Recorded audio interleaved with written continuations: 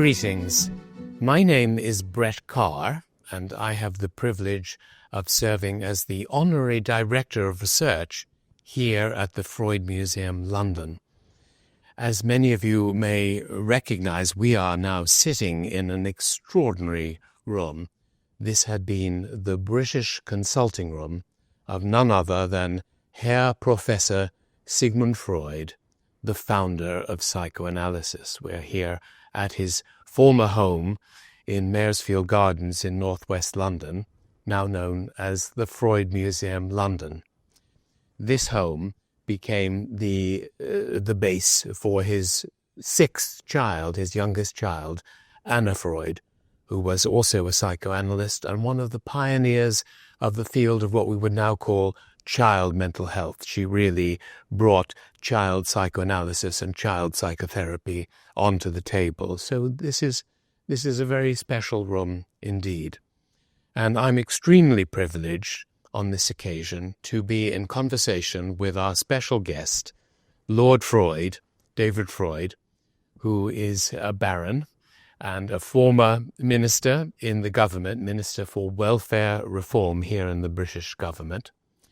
And it's an honor to talk to you, and thank you so much for being here. I know you are only too familiar with this room, and I'm guessing as a little boy, given that you are the great-grandson of Sigmund Freud and the great-nephew of Anna Freud, that you will have spent quite a lot of time in this remarkable home. So thank you for coming to speak to us today.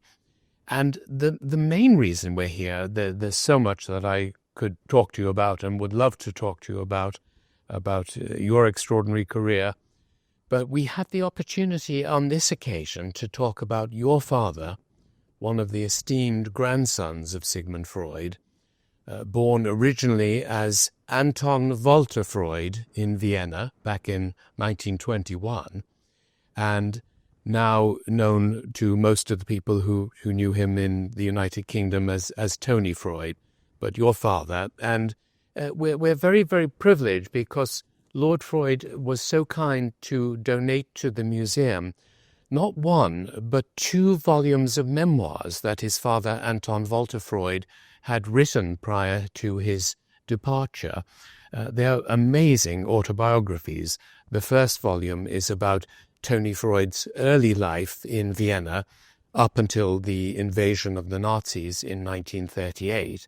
And the second volume looks at how he fought to protect the United Kingdom during the Second World War and his life thereafter. And I'm very happy to say that the Freud Museum London is now going to publish these memoirs under the title Grandfather Freud, the Memoirs of Anton Walter Freud, in our new monograph series, the Freud Museum London series. So that is why we are here in conversation, and an extremely warm welcome to you, David. And David Freud is also the honorary president of the museum. We feel very, very fortunate indeed to have you, given all your political expertise and your financial expertise, and the fact that you are the great-grandson of Sigmund Freud, for you to be holding the presidential role, and you've been so encouraging and helpful to the museum. So thank you for speaking with us. Thank you very much, Brett. And I should point out that my father would say to me, if Sigmund Freud had been a king, you would be the king now. And then he would add, but unfortunately, David, Sigmund Freud did not believe in primogeniture. So I'm not. Oh, that's a lovely anecdote. Well, that would be the case because you are the son of Anton Walter Freud, who was the eldest male child, the sole male child of Martin Freud, who was the eldest male child of Sigmund Freud. So you're quite right. If we can now appoint you as the honorary king of psychoanalysis. So thank you for being here. Just tell me before we start to explore the life and the memoirs of your father, and tell me about your reminiscences of just being in this room. I'm guessing that as a little boy, you might have come to visit Anna Freud on a number of occasions. Well, I mean, this room was then, kept pretty safe from small children. I do remember sitting on the couch, just something you can't do anymore. But this was very much, the sacred space of the house. Although we used to sit in the other part of the study, Right. and I remember that's where Anna, would. I remember having an interview with Anna, in my 20s when she was asking me what I was doing with my life, and that was in that part of the room. Wow, extraordinary. And what has it been like for you, if I may ask, growing up as a member of the Freud family, in view of the fact that your great-grandfather is, in the estimation of many, many intelligent people, one of the most important figures in global history? I mean, from my perspective as an historian, he transformed 19th century medicine and humanized it, because, as you know, back in those days, if one were insane, if one were considered a lunatic, which would have been a very common term, or an insane person, you would have been locked up in a grotesque institution for your whole life, and often subjected to very cruel, invasive surgery. And your great-grandfather said, listen, just come and lie down on this comfortable couch and talk to me about your mummy and daddy, and let's work it through. So in my estimation, he really did more than anybody to humanize healthcare. But I'm just wondering what it must have been like for you and your siblings to grow up knowing that your great-grandfather occupied that kind of role in world history. Well, my father, who was much more conscious of all this because he knew Sigmund Freud very well, he grew up in Vienna with him, would say something slightly at odds with the conventional view. He says, having such a dominant and famous forebear meant that his children were all pretty messed up, and that his grandchildren were pretty messed up. And he says, I hope you're not too badly messed up. It's a hard thing to live with when your father or grandfather is that famous. And it's hard to escape from it. So it's not an unalloyed benefit to have such a forebear. I can well imagine, and I can also imagine what it must be like to be a true official genetic Freud person, when people like me and all my colleagues in the mental health industry, we regard ourselves as honorary great-grandchildren of Sigmund Freud, because he is our hero, he is our role model. So it's a great pleasure to meet you as a true Freudian. Yes. Well, I had to take a decision. I think all younger Freuds have to take a decision. Do you go into psychoanalysis, or do you steer well clear? Right. And I took the view it was much safer to steer well clear of getting into the industry myself. Yeah. It was very brave of your great-aunt Anna Freud, because as a woman at that particular period of time, when most women would focus on looking after their children rather than invest in something called a career, for her to follow in her father's footsteps and become a full-time psychoanalyst, that was an extraordinary achievement, and she really did so much to enhance his legacy. And of course, in many ways, this house, as you know only too well, was more Anna Freud's house than Sigmund Freud's house, because he came here in September 1938 and died in September 1939 in this very room, as you know. And Anna lived here from 1938 until her passing in 1982. So most of the people who had trained under Anna Freud, or Miss Freud, as she would have been known in the old days, I once referred to her with one of her very elderly colleagues as, are you sure we should call her Miss Freud? Because I think that's now considered a less respectful way of referring to women based on marriage. Should we call her Miss Freud or Dr. Freud? And she said, no, Anna would have been insulted were she not called Miss Freud. That was the normality back at that point. But she would have spent an awful lot of time in this room. So it's great to be with you here. I mean, one of the things, and funnily enough, there's an exhibition going on here right now, Freud and women. shows how welcoming he was to women in the profession. So in many professions, it would have been hard to come in as a woman, but in this particular profession, I think the route in had been well established by then. Yeah. No, I'd love to have a separate conversation with you about Freud's views on gender, because no two scholars, in my estimation, have quite the same assessment. But I have always, as a psychoanalytical historian, I've always been very well aware that when Freud founded his Vienna psychoanalytical community in 1902 and then expanded it in 1908 as a formal society, all the original members were males. And in 1910, he met this extraordinary woman called Margarete Hilferding, who was a medical doctor, one of the few women who was actually given permission to train. And she expressed an interest in Freud's new work on psychoanalysis, and she applied to become a member. And all the other male members of the community were very, very skeptical. But Freud, as the founder, said, I insist that we start to welcome women in, because this is not a gender-based profession.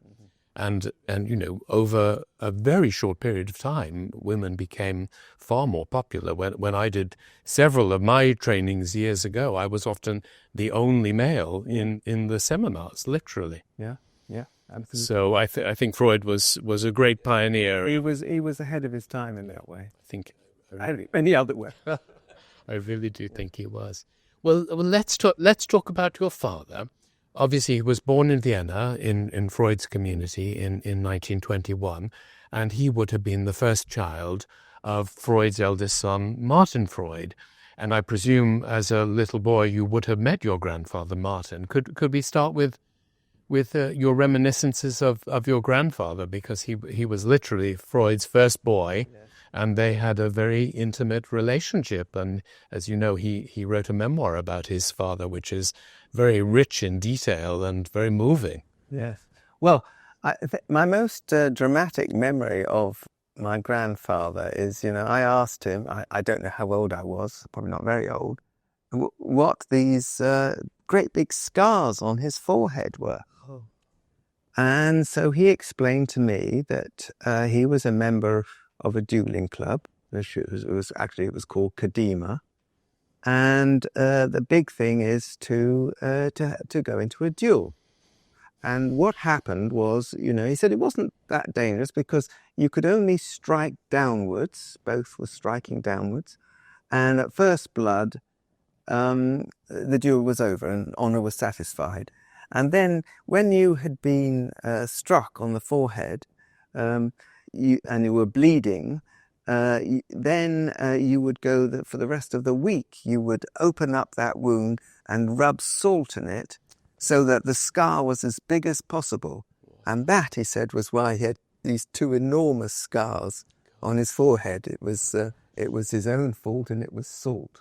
Wow, that is extraordinary. I knew about his dueling, but I did not know about the scars, and they were actually physically visible. Still, you could see them even into his old age. Wow. Well, he was a wonderful. The thing he enjoyed was horse riding, and of course he had been a scout in the First World War.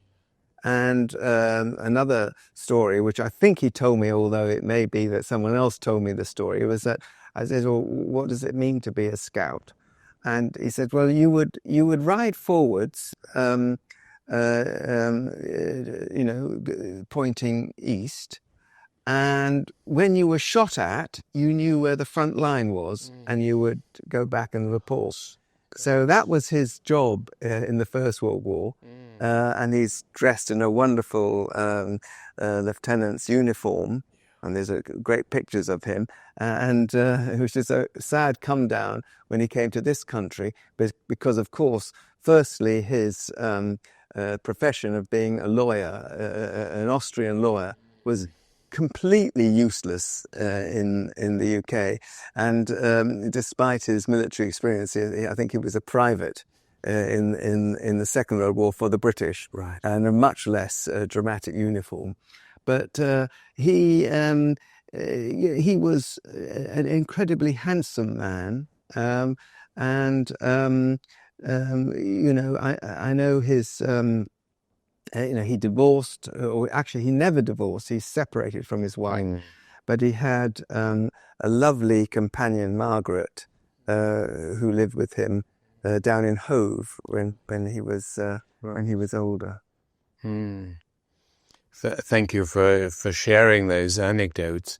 I would have thought, because your grandfather Martin Freud, he had such painful experiences, and he was imprisoned, if I'm correct, during the First World War for months and months. And we have some very, very painful letters, correspondence from Sigmund Freud to many of his friends, because he literally didn't know if Martin was still alive when he was being imprisoned. Back then, nobody was able to text their imprisoned wartime son.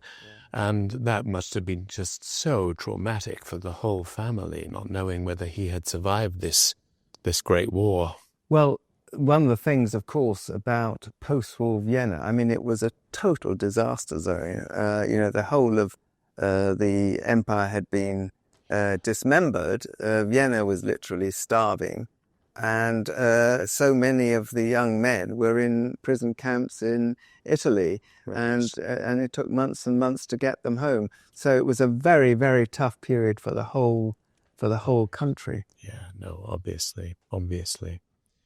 And Martin married this woman Esti, and they had separated. And if I'm correct, she moved to America, but she would have been your official grandmother. So I don't know whether you had much contact with her as a little boy. Yes, I mean, Esti used to come and visit. Right. We'd see her. I remember her taking us all to Covent Garden to see Aida, I remember. Oh. I was probably about 12. And I went to stay with her in New York, in Manhattan, when I was 19. So I knew her quite well. Right. And what was she like as a personality? I think she was pretty tough. She was very focused, very driven. She was an elocution expert at the time. Had been all the way, around that career.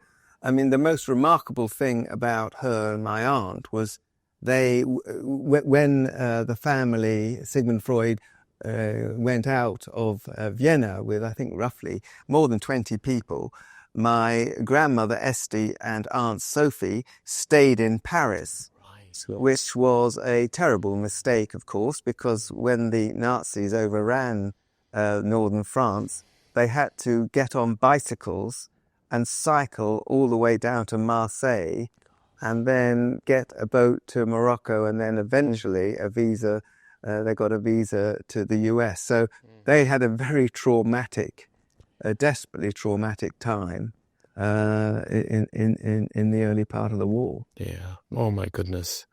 It just devastates me to hear what people had to go through to just keep themselves alive at that point. Point. Of course, my father, who was in the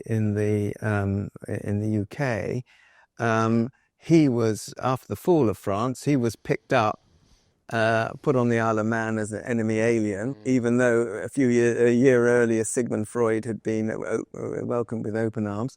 And then from there he was put on a boat, the Dunera, to Australia. And he was very lucky he was sent to Australia, because a large number were put on the other boat, which went to Canada, and that was torpedoed, all hands lost. So lucky to be here. Oh, goodness.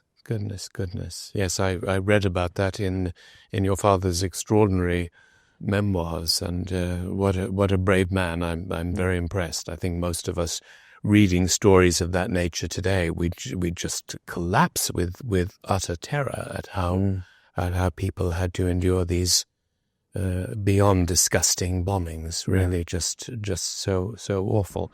There must have been an enormous amount of strength in the Freud family, the fact that your father could survive that trip to Australia, that your grandmother could navigate her way to France and then to the United States of America and so forth. Shall we explore your father's life in a more chronological way? So he was born, I believe, in 1921, so just over 100 years ago. And I appreciate this is a complicated question to ask a person about his father's early life in Vienna, but if you had to encapsulate what you came to learn about your father's life in that extraordinary location at that particular time in the 1920s and 1930s, how would you describe his childhood? Well, I don't think it was an easy childhood. I think his parents were fighting it out between them, and I think that transmitted to him and indeed to his sister Sophie. So I think he was always somewhat insecure, probably as a result of that upbringing.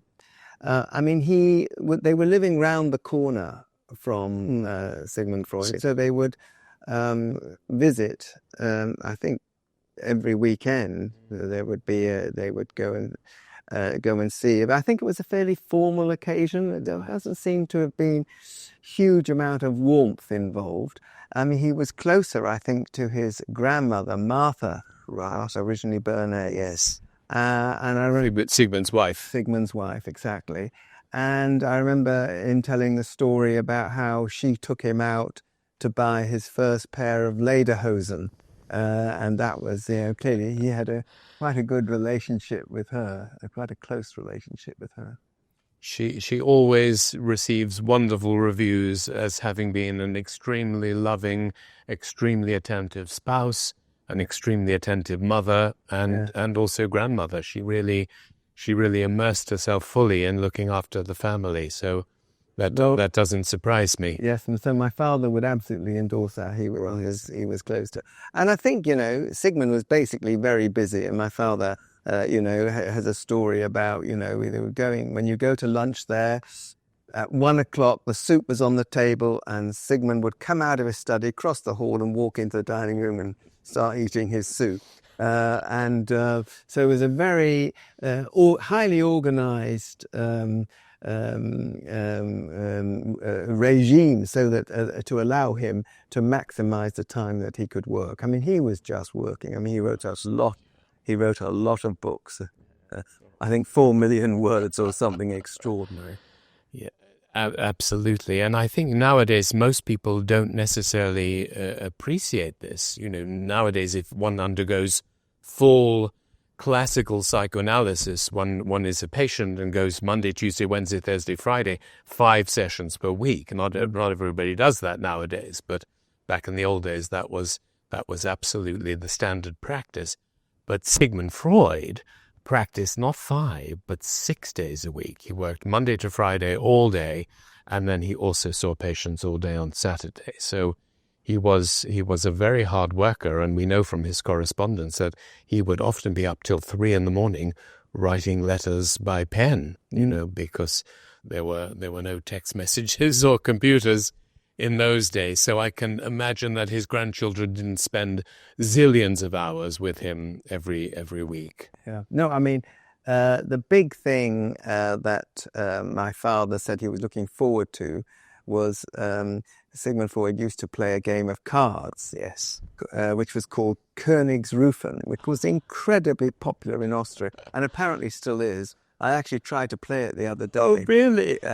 Not easy. It's some very complicated rules. But the idea is that it's a bit like whist or bridge, four-handed, and the one person calls out, I want to play with the person with the king of spades or whatever, one of the kings, and you don't know who you're playing with until halfway through the game when it becomes apparent. So it's a most peculiar. Anyway, that's what my father was longing to join this kibitzing, this game of cards, but the war came too soon. He was only 17, so I think in another year he would have been invited in. Although Sigmund by then, of course, was very ill.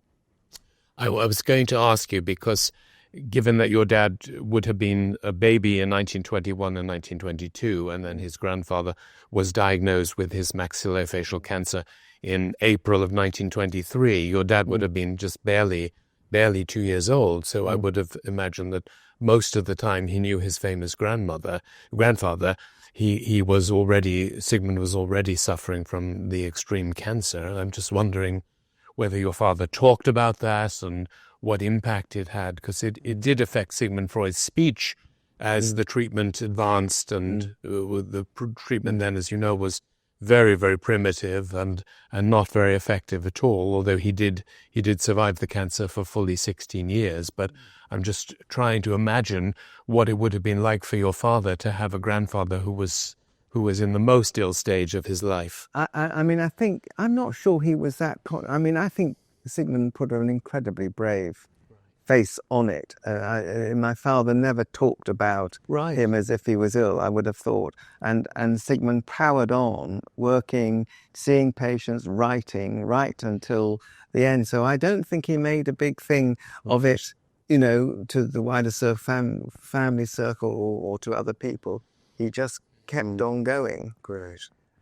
My father's view, my father has an anecdote about how he escaped when they were visiting one day, and he was quite young, 4 or 5, I think, and he escaped from the flat, went downstairs and tried to start the car, with one of these windy engines, and Sigmund Freud was absolutely horrified and thought my father wouldn't get anywhere at all with being that ill-disciplined, told Martin and Esty off for having such an ill-disciplined son. And my father's view, and maybe it's slight revenge for this, was that, actually Sigmund Freud didn't really have any engineering or true scientific understanding.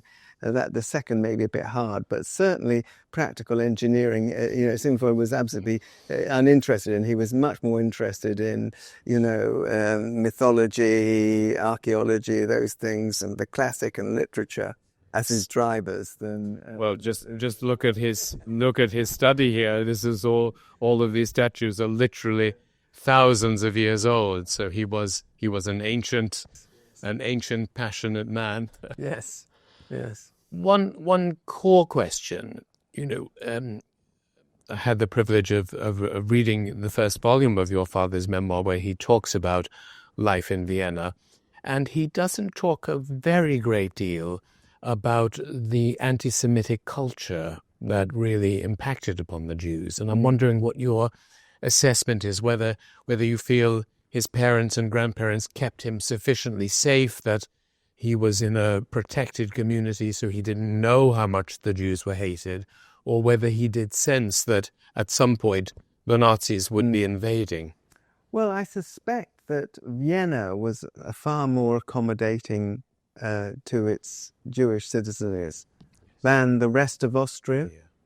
And, there were a huge number of Jews. There was a large proportion of the Viennese, or substantial proportion of the Viennese population was Jewish. So you could live within that community. And he actually says, I think, that he can't remember that many instances of overt anti-Semitism of the kind one reads about. So, he wasn't that conscious of it. He was, however, convinced that they were all anti-Semitic. But I think that was more the rest of Austria than Vienna. And of course, the Jews all left. Jews all left. Yeah, of course. And that's a very helpful response. So as I was reading his work, I thought, how on earth could he, as a little boy in the 1920s, and then as a older boy in the 1930s, have dared to navigate that, given what was happening? Tell me what your sense is of how your father dealt with 1938, because when the Nazis invaded with the Anschluss, and Hitler and his gang actually physically took over Vienna, as you know, they came to Sigmund Freud's apartment on the Berggasse, and they stole money from his apartment. Martha Freud, your great-grandmother, very intelligently facilitated the handing over the money, because they might well have murdered her if she hadn't done so. But as you know, your great-aunt Anna Freud was literally taken in a secret car by the Nazis and investigated, and nobody knew. Sigmund did not know whether he would ever see his daughter again. And that was really the event that prompted the Freud family to finally leave, because so many of the other Jewish psychoanalysts had left, some as early as 1933. And of course, your grandfather, Martin Freud, your father's father, he was held at gunpoint when he was running Sigmund's publishing company. And, I'm sure you've heard about that horrible anecdote many, many times. So I'm just wondering how your father could possibly have processed that. Well, it's funny, he doesn't seem to have remembered very much about that rather short period. I think he went on going to school and kind of shut his ears to it, I suspect. I suspect the kids did. So one hears the stories about, Martin, hiding the receipts, hiding the financial figures and how Anna was picked up. But I don't think it affected the children at that stage. And it was only a reasonably short number of weeks before they actually left. And they would have known that they were leaving. Right. So I think that his memories of that time are opaque, and maybe he wiped them, and maybe they were too painful. Right. He did wipe memories of things that had happened to him which were too painful. So that may have been, but I've never heard him talk about that period. No, that's very important. And, I think all of us as human beings with ugly memories, we archive them, but at times we want to engage in what your great-grandfather called repression and not have to remember them. So that's very understandable. But it may be that there was also something broadly within the family of feeling a sense of resilience and love and protection, because I think your great-grandmother, Martha Freud, really did create this incredibly loving, caring atmosphere. And it may be that in spite of the Nazi invasion, anybody who was called a Freud person at that time would have felt, okay, well, the family is here to look after me and I'm here to look after the family, and that there was the possibility of survival. Well, I think Sigmund Freud felt at the time, look, I'm a dying man. I don't need to go. It's just too much. And it was, as you said, the Anna being arrested and held overnight that changed the view. And they got out, and apparently one of the reasons they got out so successfully with so much of all of the things in this room was because there was actually the Nazi in charge was actually a secret sympathizer to Freud. So he got out with in excess of 20 people came with him in his entourage, so to speak. And what was interesting is that a large number of Jewish people in the psychoanalytical diaspora, so to speak, in Vienna, waited and left when he had given the kind of say-so that it was okay to do so. They then all left, but they had waited.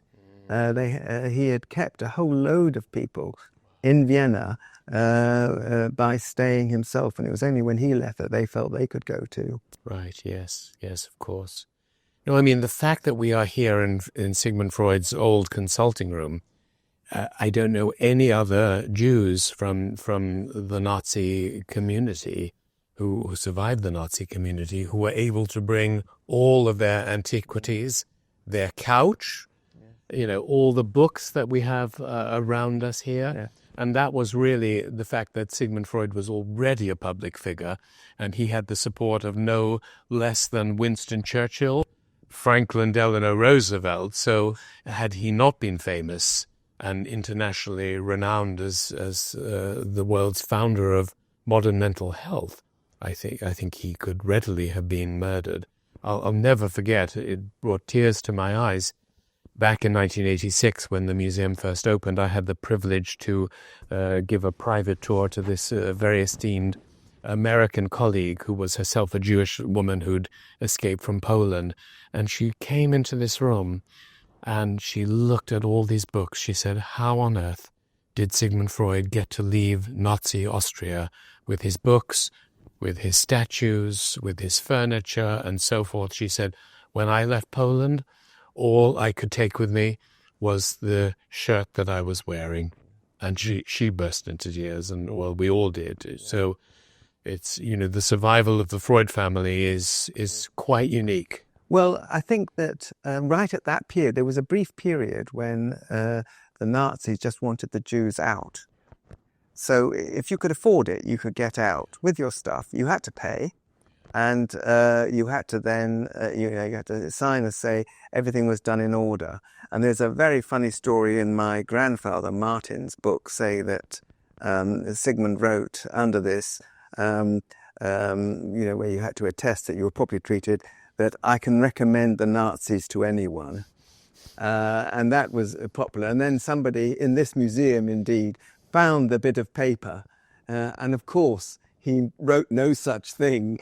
And it was, you can imagine the whole family joking together when they got to Paris about you should have written so-and-so. And that suddenly became something that they thought he actually had done, as a kind of, I'm sure that is deep. You can do some deep Freudian analysis on how that story originated. Yeah, there's an anecdote. We don't have 100% proof that this is true, accurate, but apparently when Freud first came here into this building in September 1938, here at Maresfield Gardens, now the home of the Freud Museum, London, he apparently put his hand up in that traditional Nazi way and said, "Heil Hitler," because only due to the fact that Hitler threw him out that he was able to come to this amazing house. So whether that's 100% true or not, we can't know for certain, but it wouldn't surprise me. Well, it's a nice anecdote, isn't it? Tell me, we have so much to talk about, but I'm really hoping that many people watching this video will come to read your father's memoirs upon publication, Grandfather Freud, the memoirs of Anton Walter Freud. But can you give us, David, an encapsulation of your father's time in Australia, and then how he came back to England and what he did, because he did amazing work when he joined the British Armed Forces. And as you know better than all of us, he managed to get lots of the Nazis finally arrested after the war came to its conclusion. I'd love to hear your assessment of that. Well, he had a very dramatic war. He was sent on the collar of the lot and then sent to Australia, where he spent some months. Then the British establishment, Churchill, thought actually some of these German speakers who are Hitler's deadly enemies may be quite useful, so they started getting them back, and my father was one of the first.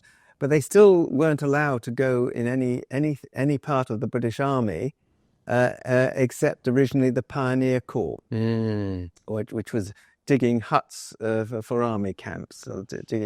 So I think he spent some miserable time doing that. And the first thing he was allowed to join, proper fighting unit, was the SOE, the Special Forces. And he joined them, got trained, and in 1945 he parachuted back into Austria, lost his boss, lost his all his bomb-making equipment, because they were all thrown out of the airplane on different parachutes, and came down into the alien territory of the Austrian, of the Alps, and had to decide what to do. So his instructions were raise the country, bomb the railway lines, or capture strategic assets. So he went round and he said all the people had been taken to the Eastern Front. There was no one to rouse. He didn't have his bomb-making equipment, so he couldn't blow up the railway lines. So he took the third instruction, which was to capture a strategic asset. So he went to the mayor of the local town and said, "I am Captain Freud of the 8th Army. I want you to take me to the airport of Zeltberg," which is the Nazi airport next door. And the mayor looked at him, shocked, and said, I would, but none of my vehicles have got any fuel. Oh, yes, I have one. And they climbed up on the only one with fuel, which was the fire engine. So they drove to the airport, which obviously the mayor driving a fire engine was let in, drove up to the commandant's office and said, and he marched in and said to the commandant, "I am Captain Freud, I demand your surrender." Very calmly. And the commandant, whom he said he thought was from Hamburg, burst into tears and said, so it was all for nothing then. But then he had to prove that he was a captain in the British Army, and that was difficult because no one would answer his radio signals. So in the end, after a conference call with all the local Nazis in the area, the Russians were approaching.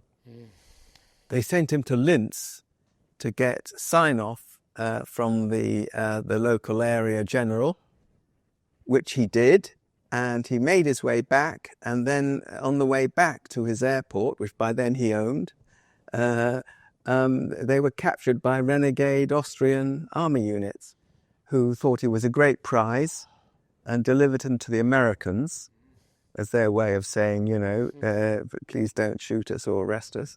And he then spent the rest of the war going up into Germany with the Americans, bombing everything in sight. Oh, my goodness. So after that, he joined the War Crimes Commission, and he captured one of the two men who invented Zyklon B and had him executed. And the thing that got him to stop doing that was, and I remember him telling me about this, was going into one of the concentration camps, looking through the archives and seeing what they'd done to experiment on live people. And he said what they did to the 4 poor French boys was unendurable to learn about. And after he did that case, he went and did his went back to Civvy Street. Wow. When I came to learn about what he did with the war crimes colleagues, and that he was able to locate these hidden Nazi multi-murderers, I thought, my gosh, what extraordinary intelligence, what extraordinary bravery. And I just, thinking about it now in the year 2024, I'm just staggered that a human being had the capacity to do that. Most people would just be so traumatized by living through the Nazi years. But there must have been something in terms of what his grandfather Sigmund Freud would have called the ego structure, having a really strong, firm, reliable mind that allows you to function. I'm just so amazed and so impressed that he could locate Nazis like this man, Dr. Bruno Tesch, who was the king of the Zyklon B gas, because, most people would just be far too terrified to even begin that exploration. Well, I do think that, clearly no one else that I know of captured a Nazi airport single-handed, even though there were recruited. And that took a level of bravery that is, beyond anything. And I do think that probably is because of the self-confidence of being Freud's descendant. He had something to prove. So I do think that absurd level of bravery does come from who he was and who he was descended from. There's a very amusing coda to this story of capturing Zeltweg Airport, because at one stage he would always ask me, "What are you doing now?" when I was an investment banker. And I said, "Oh, I'm doing something in Austria. I'm selling a railway points company." And he said, "Oh, yes, where's that?" "Oh, it's a little place called Zeltweg." He said, "Oh, yeah, that's my airport." I said, "Yeah, there was an airport just behind the railway points yard." And he said, when I went back and saw the head of the company which we were floating, He said, no, it's impossible. Nobody captured that airport single-handed. So I went away with my tail between my legs. And a fortnight later, I was back, going on with the next stage. And he says, I've just looked up the archives. Your father captured the airport single-handed. Bring me the captain. I said, oh, he doesn't like to go back to Austria. He said, bring me the captain. So we had an amazing event where my father and mother flew into Vienna airport, which actually, incidentally, I had also floated earlier. So he was received like a VIP there. 2 great big black Mercedes whisked them down to Zeltweg in southern Austria, and they had a huge dinner to celebrate, and the next morning there was a flypast as they celebrated their own liberation 50 years on. So it was a validation for him, because he always felt he'd never been properly recognized for that extraordinary act of bravery.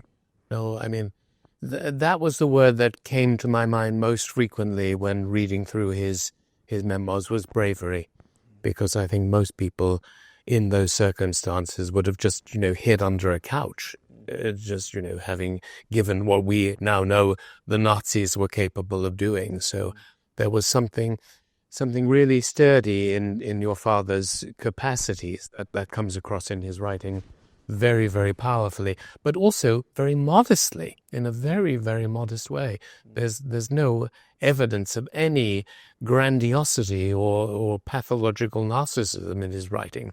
He just treats it as, this is what happened, this is what I did to try to help the planet become safer, and I found that really, really touching. Yes, well, he had a strong sense of identity. And when he was in the SOE and they were about to parachute in, they were all told, change your name to something English, because you then have a chance, at least if you're picked up by the Nazis, of not being murdered out of hand. Right. So most of them changed it. He was one of 2 people who said, I'm sticking to my Freud name. I want the Germans to know that the Freuds are coming back for. Right. Oh, that's so he did. He never forgave the Germans for what they did. I mean, we're now many years later, and one can see it as a period. And in fact, everyone who was alive then is now dead. But he never forgave Germans and Germany, and he wouldn't buy a German car, for instance. He was unforgiving. What an extraordinary man. I had the privilege to meet your father for a very, very short period of time at the opening ceremony here of the museum back in the summer of 1986, when we had Her Majesty the Queen's cousin, Princess Alexandra, come and be the official opener, and it was a very, very moving occasion. But I wish I had more opportunity to talk to him. But you're bringing him to life in such a clear and such an inspiring way. And even though I've read the memoirs now several times, I want to go back home and reread them. And you've written such lovely books, David. Have you ever thought of writing a family memoir? Because most of the books that you've written are about your extraordinary professional life, but you have so much special knowledge. I just wondered. Well, I haven't thought of it. I mean, writing is such a tough thing. So I mean, the real trouble is that this is the most mined area for writers. The Freud family, Sigmund Freud, and everyone else connected. That is actually quite hard to write, to produce anything that original. I mean, my father's memories, are a good solid addition to the oeuvre. Absolutely, absolutely. Well, I have millions more questions I would like to ask you, and I'd love to have many, many more conversations, but I'm so grateful to you. The museum is so grateful to you for having so kindly shared these 2 volumes of memoirs, which Karnac Books will be publishing in a short while. And we've come up with the title Grandfather Freud because I think your great-grandfather had a big influence on your father, Anton Walter Freud, Tony Freud, in terms of his courage, his bravery, his intelligence, his sanity. And I do think there is something very impressive about the Freud family. And it never surprised me that people like you, as a proper genetic member of the Freud family, have led such an impressive, such a distinguished career.